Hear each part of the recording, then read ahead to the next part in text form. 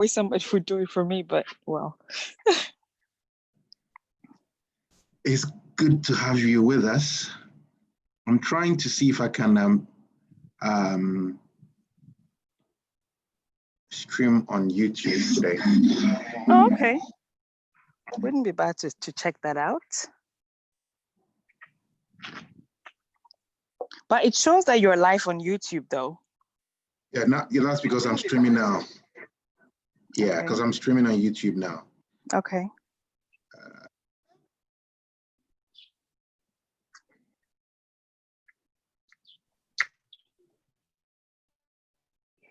Let me have a look here.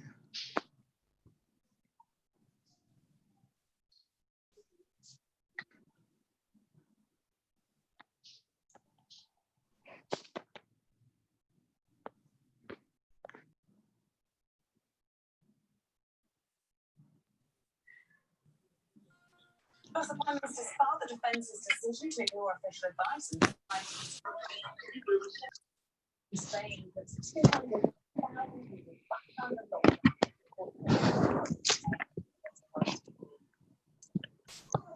Welcome, Aisha. Hi, Clement. I think I can see me. So, yeah. And I can see a Kweku Blankson as well. Welcome, Sally. The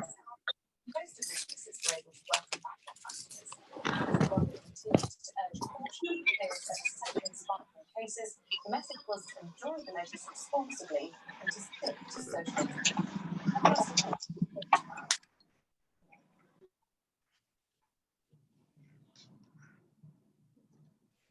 Clement is here as well. Yeah. Hi, Kwame. Hey, how you doing? I'm good, thank you. How are you? I meant to check your thing. Yeah, I checked it yesterday, actually. I meant to come back to you, but then I got a call, so I'll respond shortly after. Take your time. Well, don't take your time, but yeah. I'll come back to you shortly after. All right. Thank you.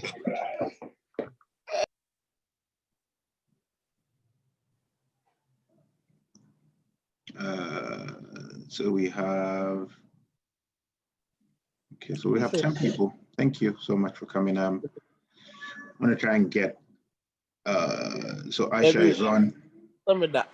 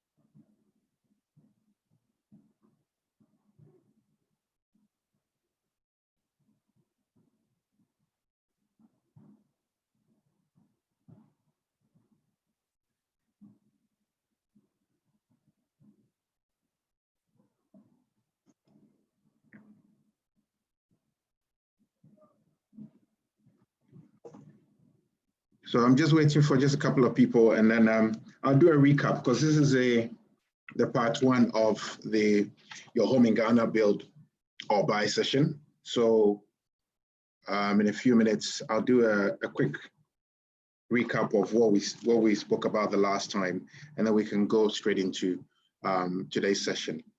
One of our guest speakers is online at the moment. I'm not sure whether she's ready. And then we're still waiting for excuse me, the second one. So just waiting for a few people, and then we will crack on.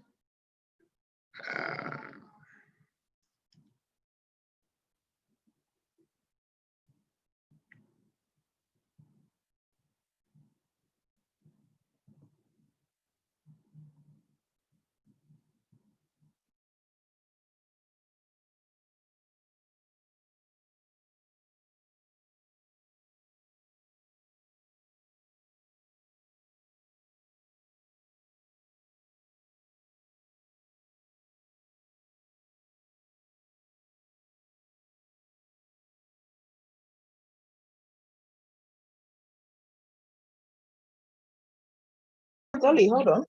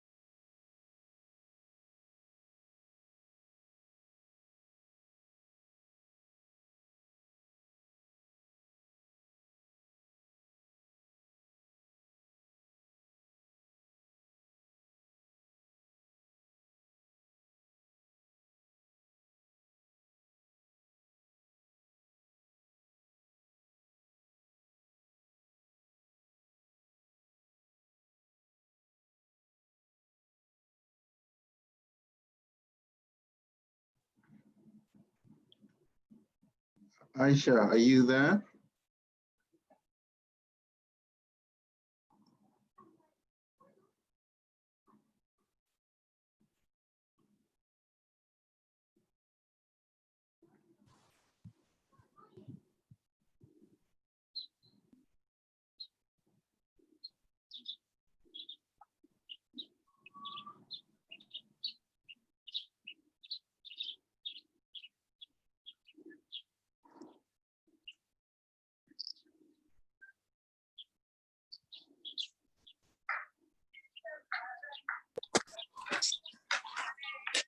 Hello. Hi. Hi, Aisha. Hello. Hi, how are you? Not too bad. Are you at the I had office? to quickly. Don't worry. I think where I am now is okay. I'm good Okay. to talk. Okay, that's fine. I was just waiting for Osei, but he's also trying to log in from Ghana.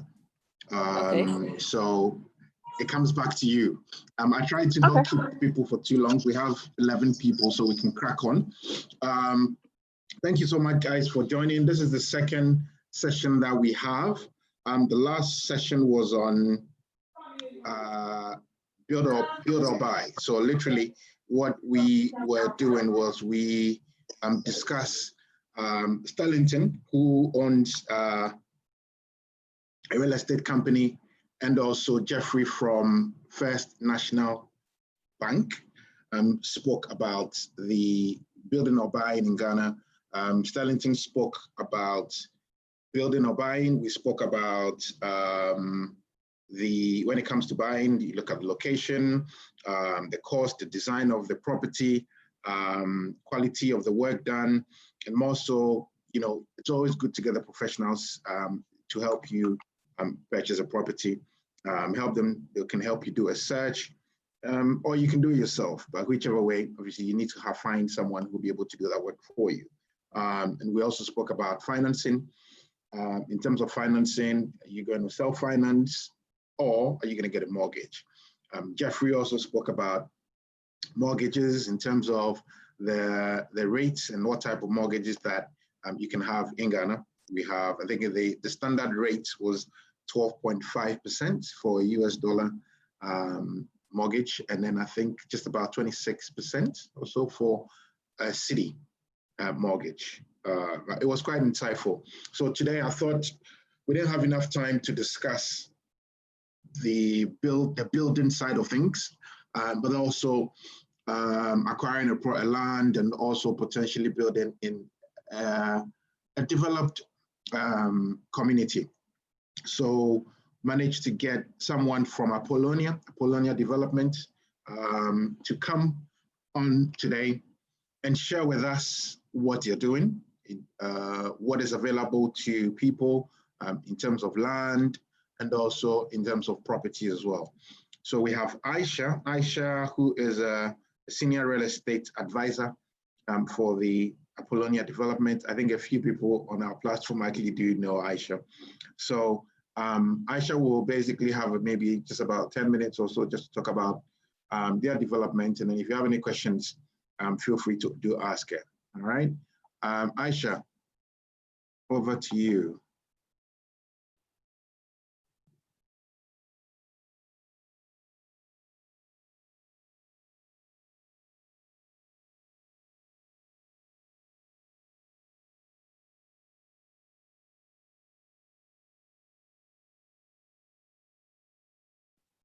Aisha, are you there? Can you hear me? I can hear. We can hear you now. Yeah. Forgive me. Sorry, I was talking. I didn't know I was on mute. So okay. I would like to thank everybody for making the time to listen to what I have to share with you today. Now, before I delve into Apollonia, I always tell my client that when I'm selling to you, I would be very objective, give you the pros and the cons, and then I'll leave you to do the deciding. Now, just to hover around the topic a bit, usually when people are either buying or building a land, there are certain things, there are basic things you need to look out for. As Kwame mentioned, you may have gotten some few insights in the last meeting, and I'd like to share some more to each and every one of you here. Now, the first thing anybody should look out for is a title. If it's a house or it's a land, it has to have a title, unless the person has explicitly mentioned that they don't have a title. Now, the title is different from the indenture. That's what a lot of Ghanaians don't know. The title is different from the indenture. And whoever is selling the land to you, if it's the person or he's selling on behalf of his father or a family member, the name should be on the indenture. In the case where there is no title, you can go with the indenture, but what you need to do is, I always tell people, even if you don't buy from Apollonia and you are buying from somebody else, if the person gives you an indenture, you will quickly have to go and register it, because an indenture can be given to 5 people at the same time. And he who goes to register at land's title is the one who owns the land. Now, a lot of questions I get from diasporans is that, okay, how long is the lease? Is it a freehold? Now, what I want to share with you guys is that there is no longer freehold in Ghana. Why? The reason is that about 80% of the lands are owned by Stu Land. And according to the 1992 Constitution, Article 267, it forbids the creation of freehold interest in Stu lands. So if anybody comes to you and goes like, I'll sell the land to you, it's freehold, it is not true. When you get to the point where you have to register it at Lands Commission, you are going to have issues there. So you look out for if it's the house, do they have a title? If it's the land, do they have a title? Now, the next thing you look out for are basic infrastructure. Basic infrastructure means that try and buy your properties during rainy season. That is when you know whether it's a flood prone area or not. It has to be very good in terms of location.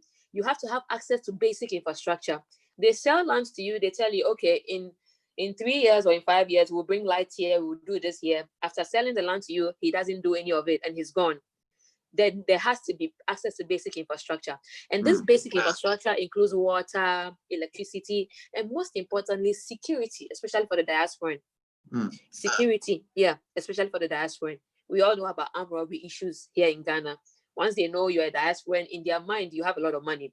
So I think that for every diasporan, security should be one of the main infrastructure you should look out for. The third point I would like to draw attention to is, if you get to the point where you have to decide whether to buy or to build, the first question you have to ask yourself is, am I buying to invest, or I want to get a place as a dream home? With the Ghanaian culture, people are used to buying land and building. That is the Ghanaian culture. Now, if it's a dream home, then of course, the most available option will be you buying the land and then putting up a structure of your choice, which means that you will be in charge of the process from the start all the way to the finish. Unlike if you are buying a house, the person has already built it. You get little room to modify it. And even if you have to modify it, sometimes it actually costs you some money. So you have to consider whether it's a dream home or you just want to buy it for an investment. Now, the fourth thing is that you have to look at your budget. I always tell people that buying a house is cool. Building a house is also cool. The reason is that someone can build a 4-bedroom house with about $70,000. Somebody can equally build a 2-bedroom house with about $70,000, but the finishing are going to be different. So now you have to look at your budget. If what you are if it's something you are investing in, you want to buy and then rent out or use as a hostel or whatever it is, it means that you may not necessarily need a lot of cash because you don't have to do a lot of work on it. If your budget is not enough, then if your budget is not enough and it's for investment, then you can consider buying a house. But I would always say that it's best for you to build. The reason is that you have control over your cost. Now, if you're buying a house, the real estate developer has built and has added his own margin to it. When I tell clients, they also say that, okay, but the contractor built and also added his margin, which is true. But looking at the real estate developer's margin and then the contractor's charge, the gap is usually wide. Right. The gap is usually wide. The final thing I want to draw your attention to is that it's a community thing, especially with the diasporan. Quite a number of you are used to staying in very developed areas, very good infrastructure. You have very good infrastructure services. You want to have a place where kids can go out, play. They have paved ways. They can ride their bicycle and everything. So if it's something you are looking to do for yourself, I would always say that get a place where you can buy within a community. It doesn't necessarily have to be from Apollonia. But if you are buying from a community, these are some of the things you will look out for. If there are no questions now, I want to delve into Apollonia now. Thank you so much. Yeah, feel free to go. I think we had one comment. Okay, it's a comment. They say, what a great point. I've heard some sad stories of those buying in a flooding area. And I think it's quite, I think I've heard 1 or 2 stories where people have bought properties or bought a land and built. And the land there's so much flooding in that area. So it's such a good point. Okay, so coming back to Apollonia City. First of all, the company is not just in Ghana. We have 5 other projects in 5 countries. We are in Nigeria, we are in DRC Congo, we are in Zambia, we are in Kenya, and then in Ghana. In total, we actually have 7 projects. And Apollonia City is not a gated community. Why am I saying this? The reason is that most of the land sizes we acquire at the initial stages are quite huge. Using Apollonia as an example, we have about 2,300 acres. But then what happens is that we phase the project. So the first phase is about 700 acres.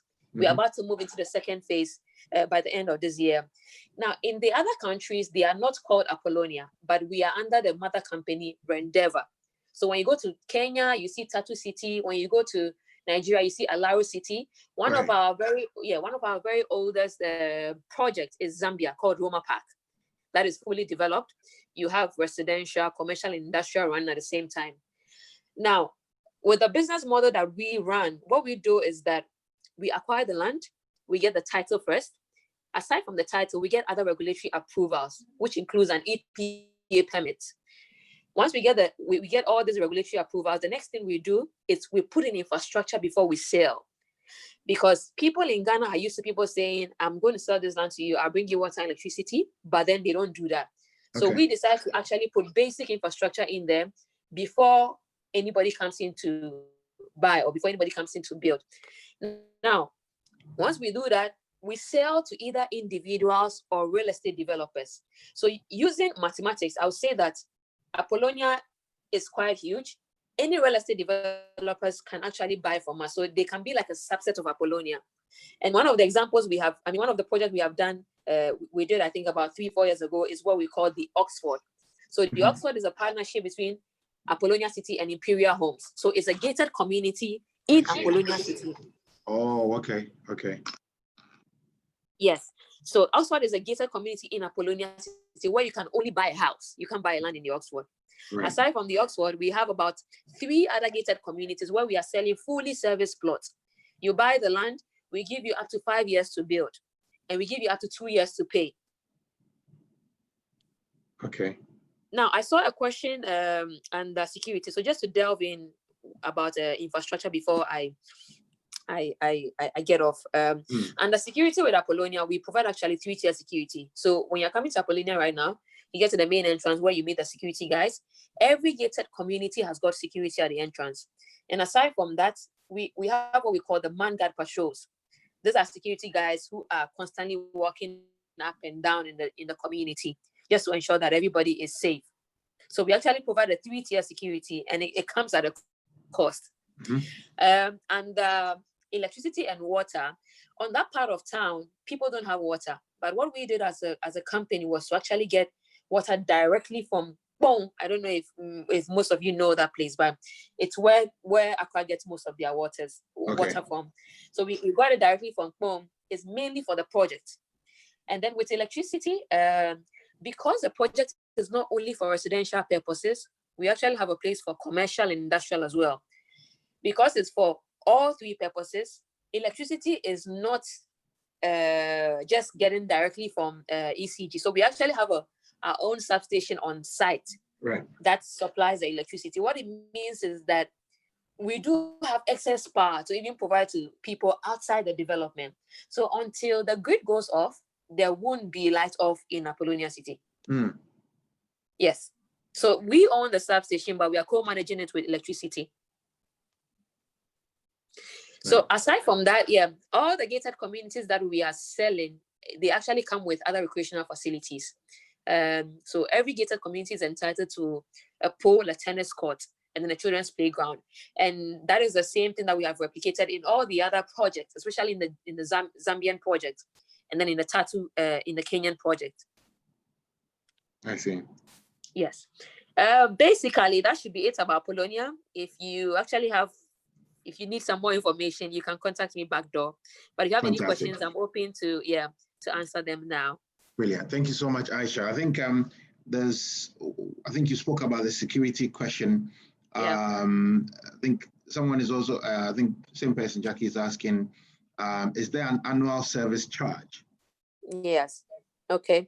So let me answer Alice first. I think Alice is asking the difference between the stool land and then the other lands I mentioned. Okay. So we have the stool land, and then we have the government-owned land. Now, when you come to Accra, places like industrial areas, Spintex area, Tema area, they are mostly owned by the government. So those ones are controlled by the government. Aside from that, every other lands are owned by the stool. It's quite different from Nigeria. In Nigeria, the government owns them, but in Ghana, mostly the stool lands own them. Right. It's either the stool or the government owns it. Jacqueline, your question is about the annual service charge. So using Oxford as an example, Oxford is currently taking 250 cedis for service charge. This includes security. It includes your gardening, the gardening in front of your house. It includes street lights. Yeah. Okay, fantastic. And then there's a question from Nana. It says, can you give example of the 2-year land purchase? What are the price ranges? So everything you want that is very good comes at a cost. I wouldn't say we are cheap, but if you're trying to compare us with somebody like Trasaco, we are cheap. Wow. Now, okay. Yes, if you're comparing us with Trasaco, because we are selling at about $78, $80 per square meter. Trasaco is selling over $100 per square meter. That's what people don't know. Now, in Apollonia City, you can get a minimum of 70 by 50 all the way to 100 by 80. And it starts from $25,500 all the way to the 100 by 80 is about $60,000 now. So with the payment plan, what you usually do is that you pay a minimum of 20%. You spread the rest over 2 years, either monthly or quarterly, whichever one works for you. Right. And I've got a couple of guys on your platform, I think about 3 of them who already owns land or own lands within there. Yeah. Okay. Question. You did mention, you said earlier on, you were mentioning, so my understanding is that literally, if real estate companies can have their own development in Apollonia City, that means that, as the name says, it's actually a city. Yes. It's exactly like a whole city that other developers are coming. Now, there's a point that you make in terms of if you buy, purchase the land, you have 5 years to build. Yeah.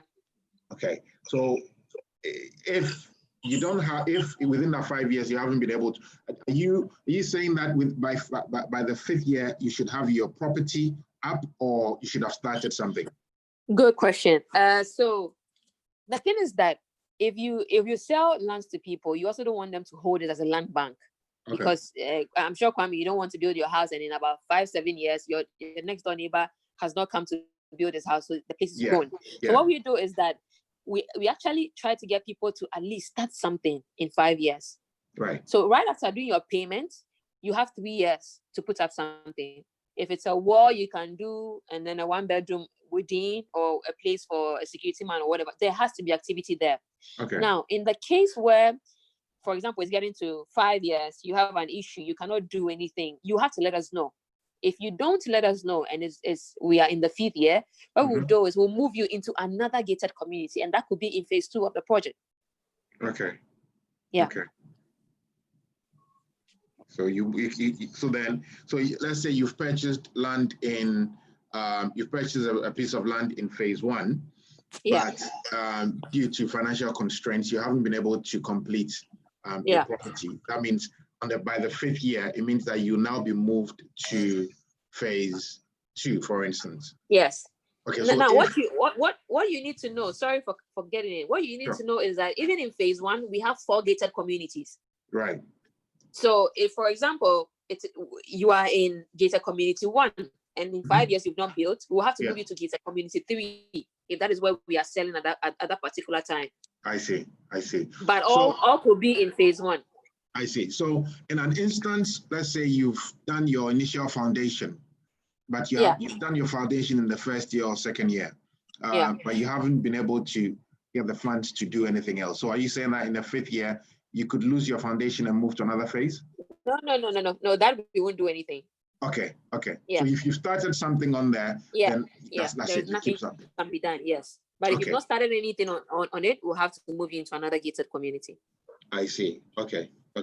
That's interesting. And so in terms of plot sizes, do you do the standard 70 by 100, or do you do any other plot sizes at all?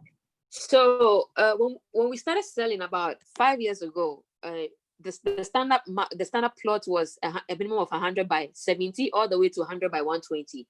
And if I should take any of you to site now, those are the plot sizes you will see in the first gated community. Right. We don't have any plots there available now. We've sold out in that community. But most of the plots were 100 by 70, 100 by 80 upwards. Now we realize that the regular Ghanaian corporate person is not really particular about 100 by 70. All they need is a land to put up their house. Okay. So what we did was that in phase 2 and in phase 3, where we are selling now, we started from 70 by 50, actually 70 by 40, all the way to 100 by 80. And to be very honest with you, Kwame, if I take you to phase 3 now, a lot of the people building, I think we have about 120 plus houses coming up there. A lot of the people building are building on a 70 by 50. And you'll be so amazed to see a 4-bedroom, a 5-bedroom on a 70 by 50. Wow. Yeah. Interesting. I see. So if you look at something like a 70 by 50, what would be the price for a piece of land like that? So for the 70 by 50 over the 2-year payment plan is $25,500. In an instance where you want to pay over 12 months, you get a discount. You get 5%. If you want to pay over 6 months, you get 10% of it. If you want to pay over 3 months, you get 15% of it. I see. Okay. Interesting. That's good. Thank you so much. Is there any other questions for Aisha? I'm sure she'll still be on the call, but I want to know if there's any other questions for Aisha. And so I think my other question is, sometimes some of these developments will tell you that, oh, there's a very nice recreational area for kids and there's a gym, there's a clinic. Yours is actually real, right? Oh, yes. So I would want anybody who is interested or anybody who wants to confirm, I would want you to check all the other projects that we have done, and really maybe because of the people behind it, but to Apollonia City, the brand is very, very important, and it's really about integrity. Because I don't know if a lot of you know, but a lot of the real estate companies in Ghana are having financial issues. Most of them went for loans to build the houses. So a couple of the banks have taken over some of the real estate development. Right. Yes, but in Apollonia, everything is it's shareholders fund. We don't do anything like debts or anything. So anything we say we do, it's done in the development. Okay. Aside from that, I forgot to mention, under our commercial areas, we have companies like Jandel, who's come to put up an event space. It was supposed to have happened before COVID-19, but once COVID-19 is over, we are having an event space there. We have companies like Total, Puma Energy, Ghana Home Loans. You have Main One, quite a number of them. I think about 20 of them currently within the development. So they have bought lands and have some time to put up their structure within the development. Okay, fantastic. Thank you so much. Is there any other questions? Is there any other questions? If not, I'll move on. We are on the half-hour mark. I want to move on quickly to our next guests, who will speak a bit more on the building side. Let me unmute him.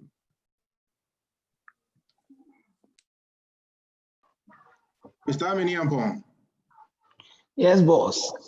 Good evening. How are you? Oh, good evening. I'm well. How about you? It's good to have you. Okay, guys. So this is our second guest is called Osei Atakra Aminiampong. He calls himself the building technologist. He is the building technologist. If you want anything to do with buildings, construction, whether it's a commercial property or residential, he is your man. So he's a very busy man that I've managed to get his time today. Thank you so much for joining us, Mr. Aminiampong. It's a pleasure. We're talking about building in Ghana, and I know your area is more so building. So can you just tell us a little bit about yourself and what you do, and then I can then jump in with some questions, and then we'll see who else has any other questions that they might have for you. Okay, so good evening to everyone on here. My name is Osei Atakra Aminiampong. I'm a building technologist.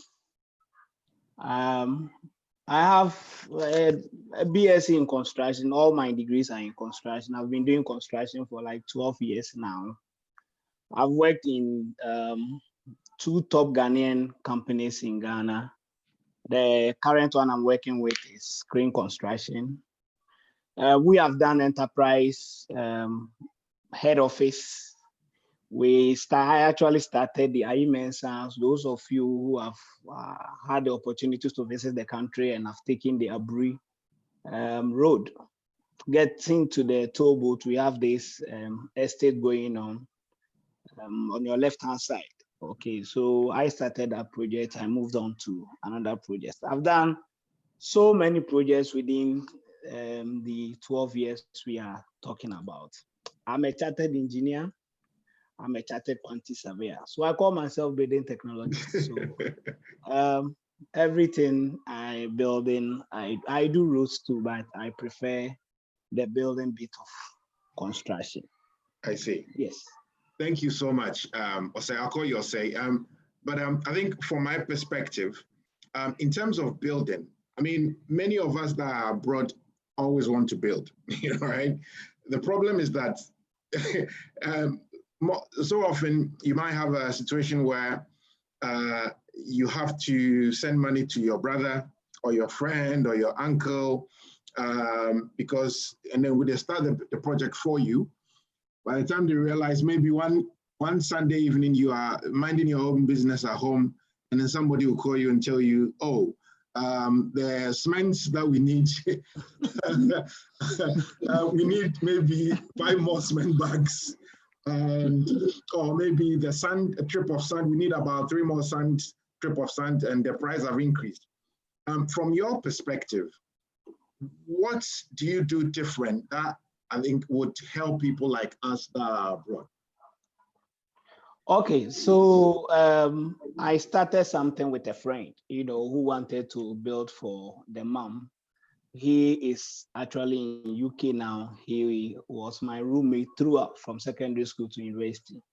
So during the construction, other people also got interested. He introduced me to other people. So I came out with something to help people living abroad who actually wants to build. I don't do straight contracts with people like these are individuals. When we are talking about commercial building, if somebody wants to put up a hotel, for example, we have to go on a contract basis. But this is a different form of contract. I do project management, so it's kind of a service rendering.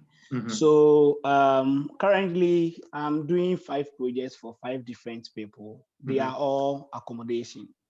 What I do is beginning, if you have your land, I don't want to talk about lands because I mean, we've talked so much about lands. Yeah. So you will have to provide your site plan. You provide your site plan, and then we get an architect for you. We explain everything you need in your building to the architect. Then we will also we call it client brief. So we will look at your brief and then we will design something for you. We can actually give you some models of buildings that we have done, or if you can also search the internet and actually provide something similar you actually want to build. Okay, so I will sit down with the architect and design what you need. Sometimes, our architects, sometimes they design what you cannot build in terms of pocket. So I guide them along the way, back and forth. So we get your plan done. After that, we have to cost it. Then we do the costing bit of the design. When we finish, then we will look at your model, your financial model. What I mean by that is somebody wants to build in 2 years. Somebody wants to do it in 6 months. Somebody wants to do it in a year. So we try to break it down into phases for you. So we could have from phase 1 to even 10, phase 10, depending on your capacity, your preparedness, or your financial muscles. So let's say if a building of about, let's say $70,000, for example, if the guy wants to do it in a year, we can break it down to about 4 phases for such a person, so that phase 1 can be even just the foundation. In about when we are done with the foundation and the guy gets money in another 3 months time, then we come and do the structural frame. From the structural frame, then we move to the block work infilling, either it's story or then we move to the services, putting pipes and all that. Then we move to the next phase, the plastering bits. Then we come to the finishing, the painting, the plasterboard work, ceiling, tiling, those things. Then probably we put the buy and fix, the ACs, the kitchen cabinets, the wardrobes, all the other furniture. Actually, we put that at the last bit. From my experience, from one of our clients, we had to do it up to, let's say, phase 4. Phase 5, he needed to actually bring down the finishing items. There were some items he preferred.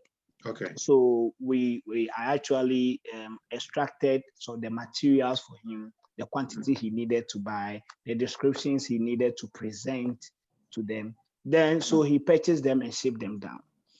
There has been situations where people even import their plasterboard because comparing the cost to that of Ghana, he feels maybe he can get it cheaper. He shipped the plasterboards for the ceiling. He shipped all the lights. He shipped all the doors. He shipped all windows, all tiles, all WCs, all fixtures, So what we did in Ghana for him was to do the structure, the cement bit, of construction. And we bought the paint here. So it's all about what you can actually contribute to. I see. So your own building. So there's no one way that you can say this is the only way that you do it. So you are quite flexible. Very, very, very flexible. Okay. There are, let's say if you want to build in your village, for example, and you happen to be at a place where sand, even you could even have sand on your land. Yeah. Okay. So we can actually buy the sand we need for the project from you, and then we will deduct it from the total cost. I see. To benefit you. So we are that flexible. Interesting. I had some questions that some people asked before, put down for me to ask. I think one person sent me a question. Says, he said, is it a full service, or if, for instance, I have an uncle who can supply me with blocks, can you deduct it from the full cost? Sure. So we break the thing down to the extent that you'll be able to see the element of block work, the cost of block work in the whole thing. Okay. So if, let's say, your whole block work will cost, let's say, $5,000, for example, and you can provide all the 3,000 blocks you need. So we will put a price, a normal street price for the blocks. If we are buying blocks at, let's say, 3 cedis 50 pesos, you cannot bring your blocks and say it's 5 cedis. Okay. So I will buy the blocks from you. Okay. You understand that? Okay. That's good. I have a question here as well from Alice. Alice is saying, I'm interested in building an eco-friendly house. Do you have any experience in this area, and can you advise on using solar energy as a single source of energy? Yes, I have. Let me mention again the Ayimensa Park project. The building, we have some buildings which are about 95% reliance on solar. It's just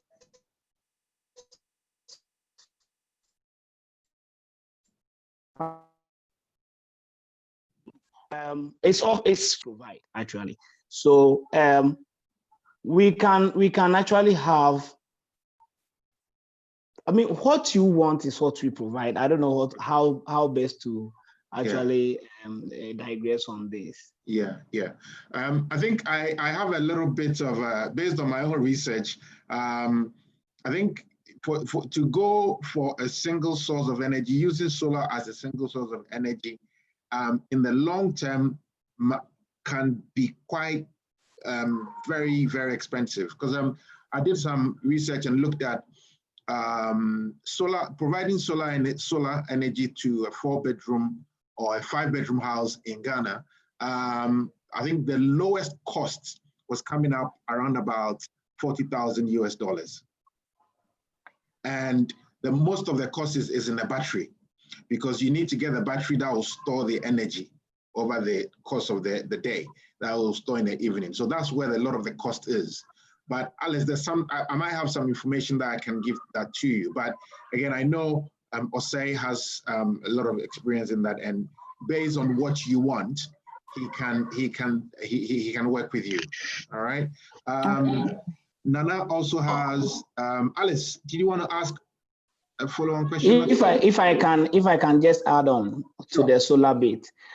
Solar energy is capital intensive from the beginning. The capital cost in acquiring the solar panels and the batteries are always expensive, but in the long term, it becomes very beneficial and cheaper. So if you have the money to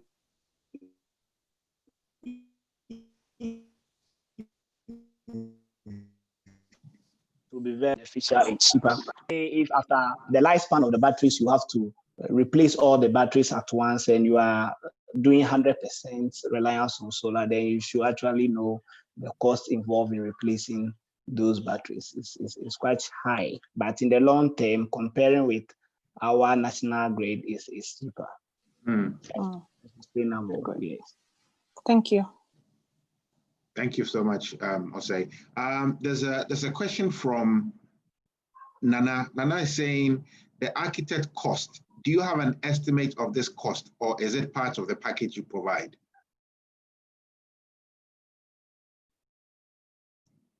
I think you've muted yourself.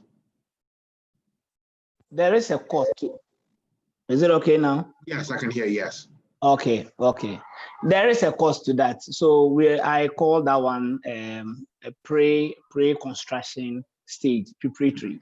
So you have to pay the architect for it, but it depends on what you need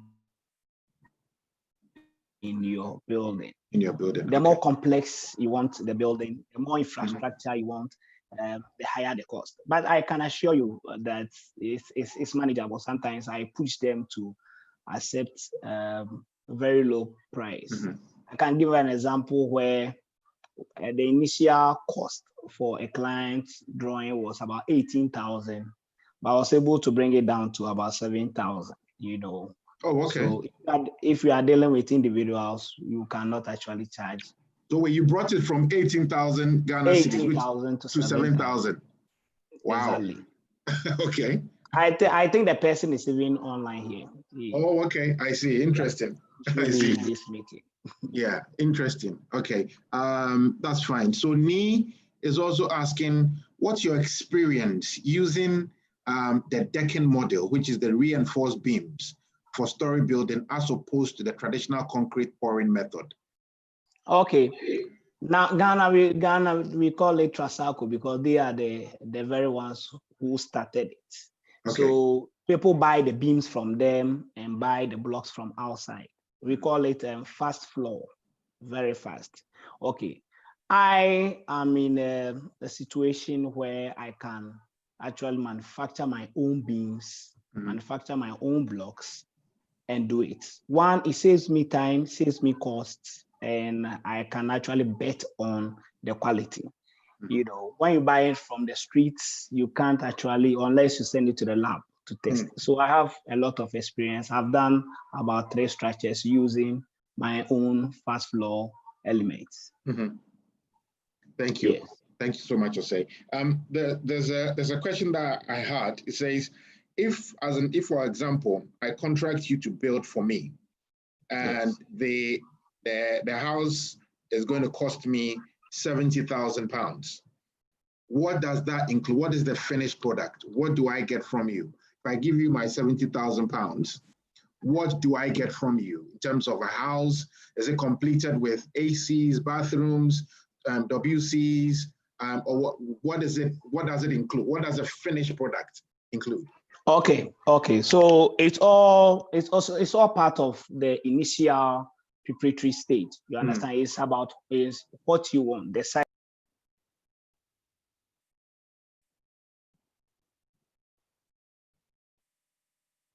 I think your line is bad. Yeah. Complete build. Hello? Yeah, we didn't hear what you said earlier. But it's okay now. It's okay now, yes. Okay. For example, if you want a completed building, then we are looking at up to, putting key on the main entrance. Okay. Main entrance means you have your fence wall with gates, which have your compound. If you need if like for example, if swimming pool is part of the package, you have it. Okay. I see. So for £70,000, what you want? So for £70,000, what do you think I can get? Obviously, £70,000, you can have a 4-bedroom house, a master bedroom of size, let's say about 25 square meters. You can have a sitting room of about, let's say, 5 by 7, which is 35 square meters. You can have a visitors lodge. You can have your kitchen, very big kitchen, about 5 by 5, 25 square meters kitchen. You can have, yes, you can have 4-bedroom apartments, fenced, green areas, paved areas, car park. I see. So all that is included. Exactly.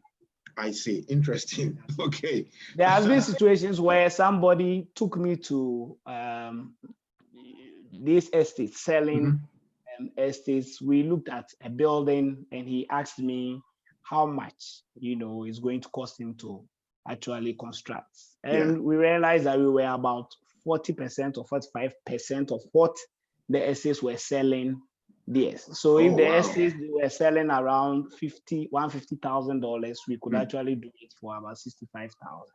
Interesting. Completed. Okay. I see. That's good to know. I think there's another question here from Nee. He says, would you sell or install your fast floor to private individuals? I won't sell it. Okay. You understand? Unless I am the one going to do it. Do it. Okay. Okay. So if you choose the first floor, then I will do it and install it for you. Okay. Okay. Makes sense. Thank you.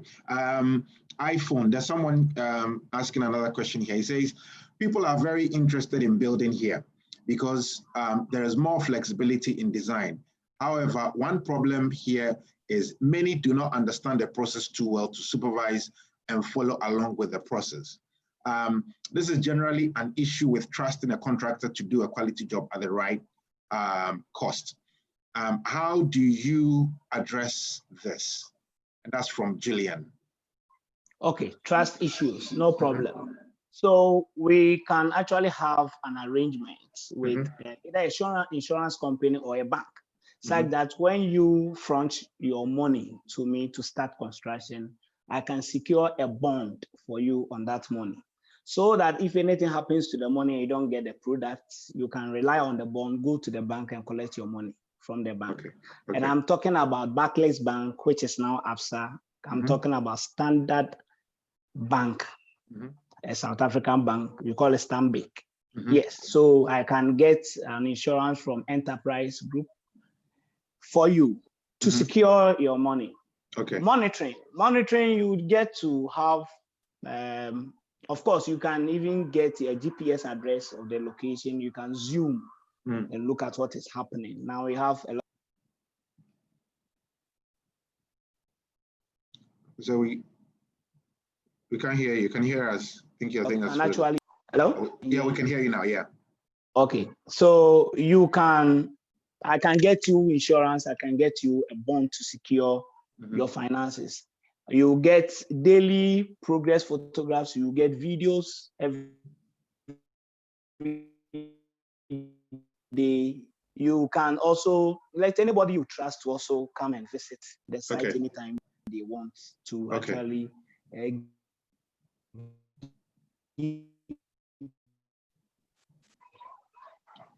Hello? Yes. Yeah, it's better. The line is better. Okay. Okay. Fantastic. Back to Nee's question. I think he wanted to understand whether you prefer fast floor to the concrete method, or which one do you prefer? Oh, they all work. They all work. If I am building in an environment where timber is costly, timber is extremely expensive, then I will choose the fast floor. What happens is, right from your foundations, I need to get money to prepare all the fast floor elements down because it takes time to mature. It needs a minimum of about 28 days to mature. You understand? But with the normal concrete, we can have the speed. Sometimes the fast floor, is very fast. Like the name bears. Yeah. Very fast, yes. So the both ways actually works. But if you are building in a very timber expensive areas, then you choose the fast floors because it doesn't require a lot of formwork. Okay, fantastic. Thank you. Sally is also asking, what's your take on using Wellmax Easy Wall for building the whole house? Is this feasible? And have you got experience using this? If I get her, is it a him or her? If I get the question right, Sally, yes. Yeah. I think she's talking about interlocking blocks. Right. Yes. Sally, is that right? It's called Wellmax Easy Wall. Yeah, easy. I think she's talking about interlocking. They don't use. That's right. Yes, they don't use mortar. The blocks interlocks itself. So I see. It's very fast, very easy. You don't actually need a lot of experienced masons to do that. Right. So we work with all. I see. I'm building a machine, a plant to actually produce a custom-made interlocking blocks by myself. Yes, I so see. I'm working. I think it should be ready in a month's time. I see. What is the benefits with that? It's cheaper, faster. Okay. In terms of strength? Strength is okay. I see. Okay. Yes, in terms of strength, it doesn't defeat our conventional one. Our conventional one doesn't also defeat this. They are all the same. Yeah. Okay. Thank you. There's another question here. It says that, what if I've already started a building project, and let's say they've finished foundation, and I come to you and ask you, or say, can you actually take over this project for me? Are you in a position that you would be willing to do that? Of course. I will look at your drawing. I will look at the extent you've gone to. I will assess the quality of workmanship. Then I will take it up from there. Fantastic. Thank you. There's a question here from iPhone. It says, what's your take on integrating containers in the building? Is it truly eco-friendly? And does the building retain a lot of heat? I think we've had conversations. You've sent me pictures of the containers. Yes. We have container integrated. It's either you integrate it or you go wholly. Container house. It is eco-friendly because, of course, the other life for the container is to be disposed of to help the environment. So if we have a use for it, it's for the better. So it's possible. What we do to insulate means to prevent retention of heat, is to put plasterboard around it. So sometimes we can clad outside with, we call it a local bond. You can cloud outside with some aluminum foil, and then on the inside you put the plasterboard or cement board around it, in each way, in the way you want it. Okay. It's all cost, you know. Okay. Brilliant. Thank you. I think this whole building thing is very tricky, and I think there's a lot of questions that's literally coming in my mind.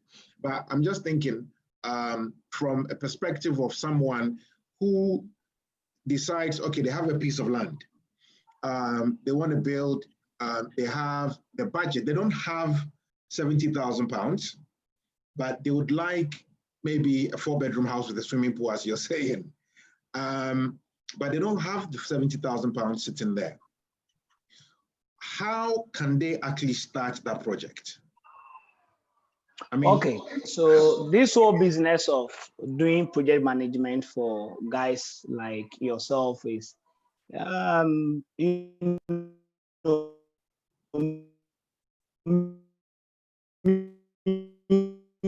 the line is bad. Is it okay?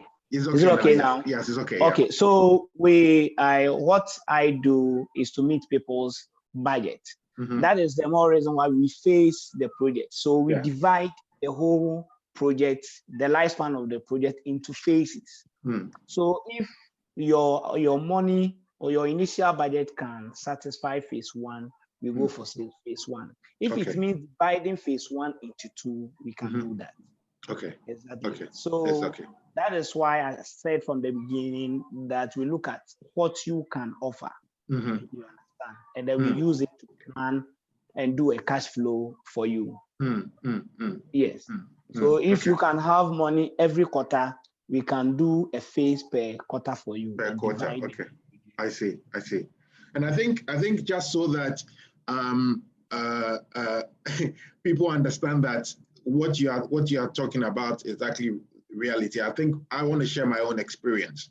I mean, Osei is working for me at the moment. He's doing a project for me at the moment. When did we say we were going to start that project, Osei? Last year? No, 2008. Yeah, last year. That's right. Yes. Osei was meant to start a project for me last year. And in my mind, I felt I needed this lump sum of money to start the project. And so I never started it.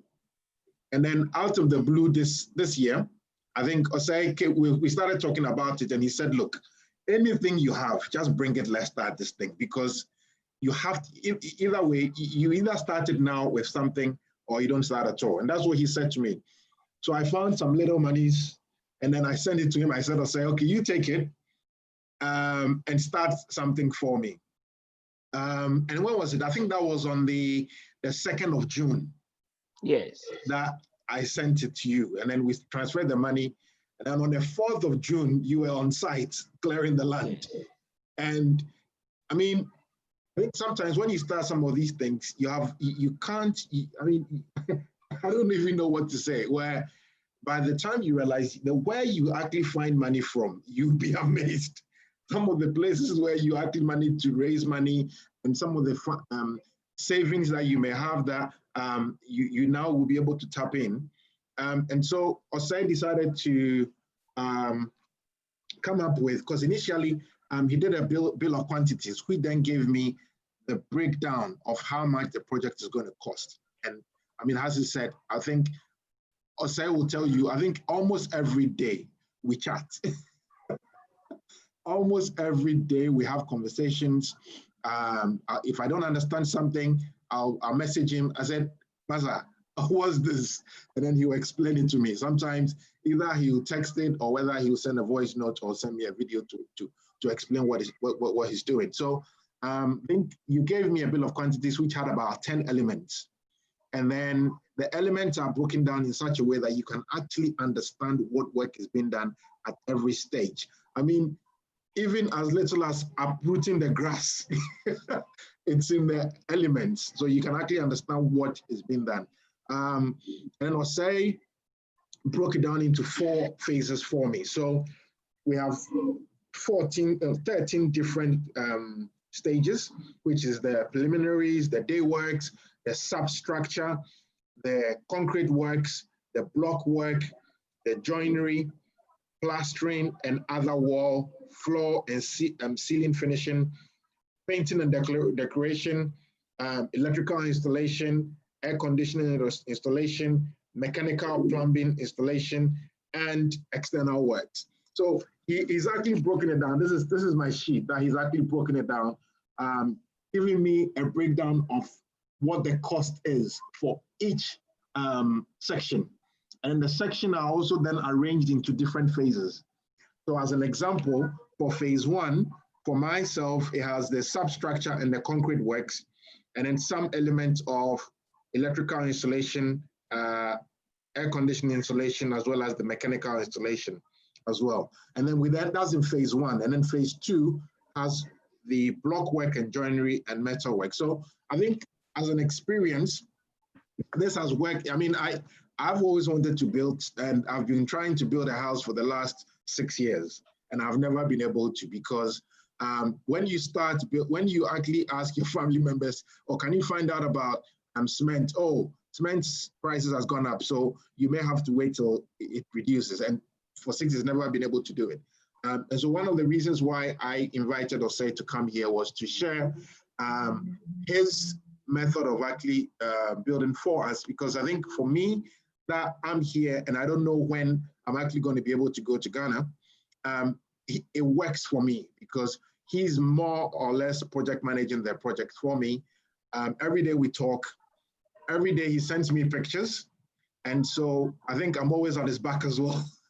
I have folders which shows the day and then the work that's been done.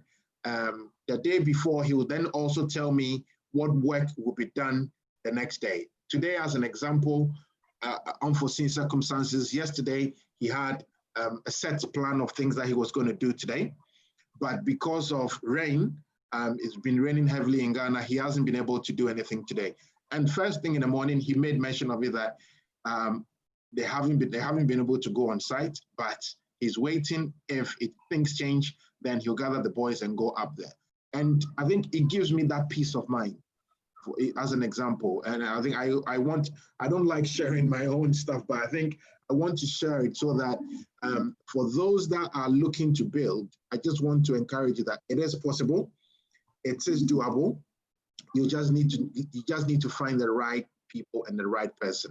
And if you have people like Osei, then they make the building your building project very easy. I think I speak to friends and I tell them where I am, and people are amazed as, I mean, yesterday was day 19 on the project. And if you see the pictures of what he's done on day 19, you'll be amazed. You'll think, this project has been going on for longer. So I just wanted to share my own experience. But is there any other questions before we close off? If you're on a platform and you want Osei's number, please do give me a shout. I'll send you his number. And I'm telling you, he's such a lovely guy and he's made my life. Please don't change. Don't go and start chopping my money. Is there any other questions, guys? I'm conscious of the fact that it's 5 minutes past 7.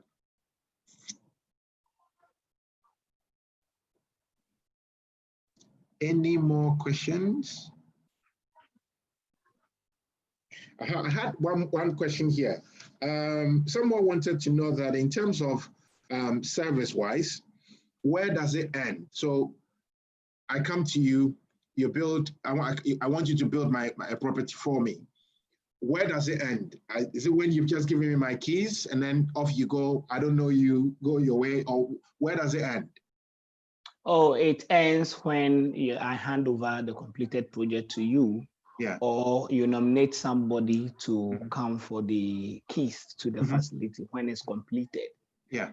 Any other day you need my services, you can contact me. But I'll give you a 6 months after construction stage where any defects that you see on the building, you call me to come and rectify it for free. Okay. For how long? Is that for 6 months? Okay, 6 months. For 6 months. If it's not a deliberate, defect, somebody breaking the windows and all that. But I can give as much as 1 year, depending on the size of the property. The building we are, or how complex. So let me put you on a spot here. For the project you are doing for me, can I ask for 2 years? 2 years. Or the standard is up to 1 year, but I can give you 2 years because I know the quality of workmanship. I have witnesses. You can't change your mind. No problem. Okay. Nana is asking, do you have some samples of models that we can look at for a 4-bedroom fully completed house that people can look at? Yes, a lot. So I think you've sent me some. I sent you some. Yeah. The person can hit me backstage. Okay. I'll give them buildings I have done or models we have created. Okay. To actually market our products. Yes. Fantastic. And then Nana is also saying about the full fixtures. Did you say that the house would be fully fitted with air conditions and cabinets? Exactly. Okay. Exactly so. Unless you don't want. I've had clients who wanted solar air conditioners. Now we have solar air conditioners in Ghana. I see. So we actually purchased solar air conditioners. So we built the normal, we charged for the normal ACs. Then later on, he heard of the solar. So we needed to do the plus and minuses and got the solar ACs installed for him. I see. Okay, so air conditioned cabinets, bathrooms, WC, my lovely jacuzzi in my master bedroom. If you need jacuzzi, we'll price for it. Jacuzzi is not standard. Yes, all the standard stuff. So kitchen cabinets, wardrobes, all WCs, wash and basins, all that. Okay. I see. So in saying that, that means that if I wanted to get my WCs from here, and then I want to get a jacuzzi from here and buy them, and then send them to you to fix in the property, that means that you will then take that cost out, then I take it. I'll take it out. So from beginning, if you let me know this, I won't even price for it. I will just price for fixing. Okay. Fixing it for you. That's it. You understand? Okay. So, or if midstream you get a link or you get a good deal somewhere and you want to bring on board those materials, it's allowed. We can deduct those cost elements and continue. Okay, brilliant. Thank you so much. I'm not sure if there's any other questions that anyone else want to ask. If not, then we will bring this meeting to a close. Osei is on a platform. He's on a platform. So if you do want his number, please do ask, and I'll send it to you. Again, as I said, this is one of the easiest ways to actually build in Ghana. If you have been waiting for a time that you can start building, I believe this is the time, because our country is booming, and hence why the platform exists, that we can encourage each other, we can motivate each other. And I think one of the first things that when I first started thinking about relocating to Ghana, one mentor said to me is that make sure you have a place to put your head. Make sure once you have a place to put your head, you have a car, then you will be fine. That's the easiest way to actually have a smooth transition into Ghana. If you can have a place to put your head, you can have a car, then that's about 60% of the job done. The rest of it is entirely up to you. So Osei is on the platform. If any one of you wants his number, please give me a shout on the platform or come to me directly, and then I'll send his number to you. And he's a very, very transparent guy. I mean, I've known him just about a year or so, but so far he's proven to be very transparent. I went to Ghana and he helped me to get my permits. You remember last year we went to the place and I didn't know what I was doing, and he just took me there and then led me and got the permit. He arranged the permits on my behalf, did everything, told me the cost. He'll send me the receipt, tell me, okay, this is what this is going to cost. And so far we have a good relationship and it's working. And I don't have to, I think so far, only 2 of my family members have actually come to see the project, because Ghanaians in Ghana themselves have an issue with trust as well. So they would ask, can I just go and see the project just in case it's not there? And each time they've gone there, he's actually there working. And one of my cousins came to me and said, I don't know where you found this guy, but the kind of job this guy has done, you have no idea. So again, thank you so much for joining. In 2 weeks' time, I'm looking to have another session on education. Educating our children in Ghana is very, very important. Some of us have kids at school going age that we would need to find the right schools for them. So I'm trying to get the right people that would actually be able to share their experience of taking their children to Ghana for schooling, for them to school, and the good, the bad, the ugly, the warning signs, and then also trying to get a teacher from a private school who will be able to also share their own experience with us as well. So stay tuned. Thank you so much for joining us. And for those of you that have asked for his number, I'll send you right after this session. And so have a lovely evening and look after yourself, and we'll all catch up on the platform. Have a lovely evening, guys. Thank you. Thank you. Bye. Thank you so much. Thank you. Thank you. Thank you.